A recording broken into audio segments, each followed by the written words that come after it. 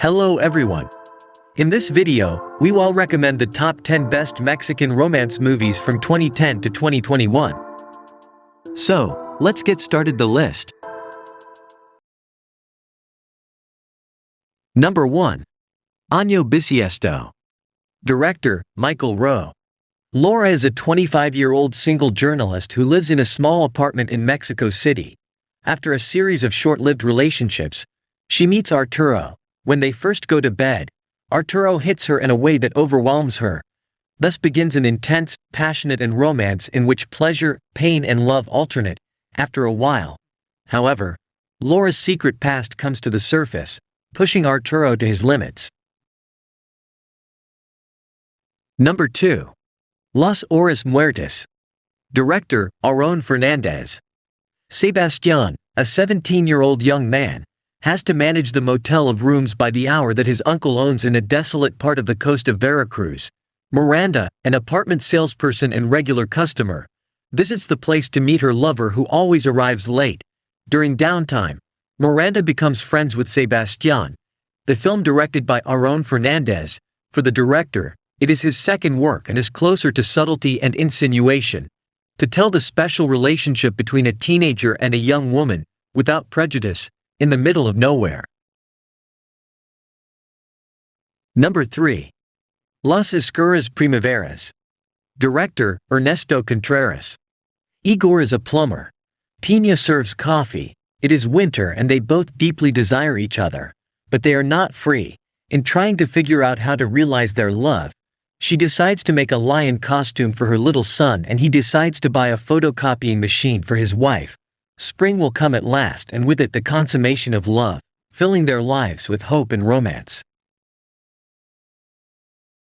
Number 4. El Placer es Mío. Director, Elisa Miller.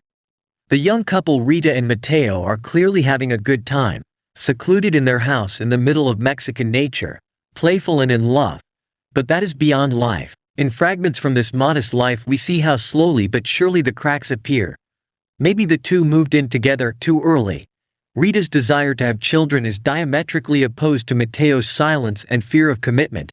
And then there's all the unexpected visitors. Mateo's attractive, flirtatious cousin, who turns his head, or Rita's conservative mother, who prefers to see her daughter back in town. Number 5.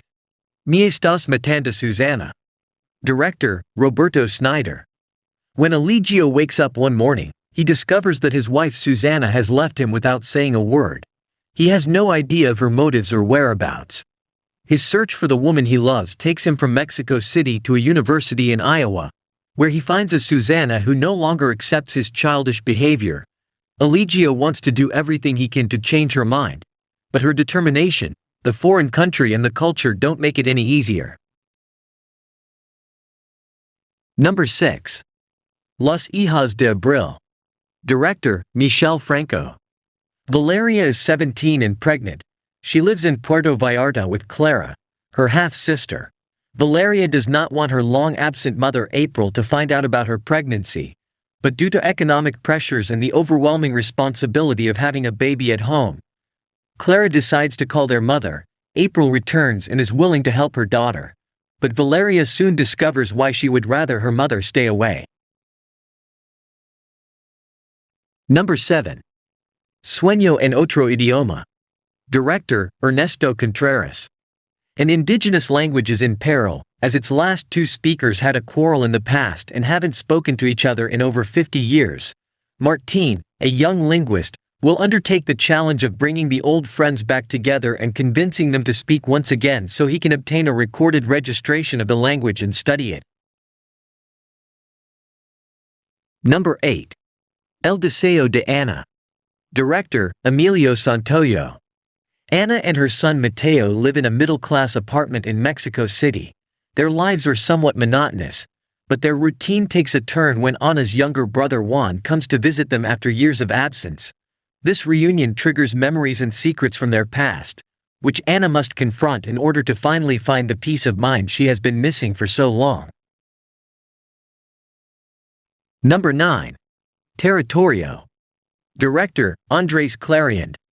Manuel and Lupe are unsuccessfully trying to have a baby. Rubian starts working under Manuel at his job, looking to earn some quick cash so he may cross the border into the US. The two become fast friends and work out some deals to help the other with what they're each trying to achieve. Rubian gets closer to the lead couple, yet the two men act increasingly aggressive toward each other. Number 10. Anonima. Director, Maria Torres. One morning, teenage Vale accidentally receives an anonymous message on her phone from a boy. Almost immediately, without revealing their names, they start talking to each other, after which a digital friendship with a touch of romance develops. Meanwhile, Vale meets a new classmate, Alex, at school. After much bickering, a friendship full of feelings develops between them. Could it be that Alex is her digital friend?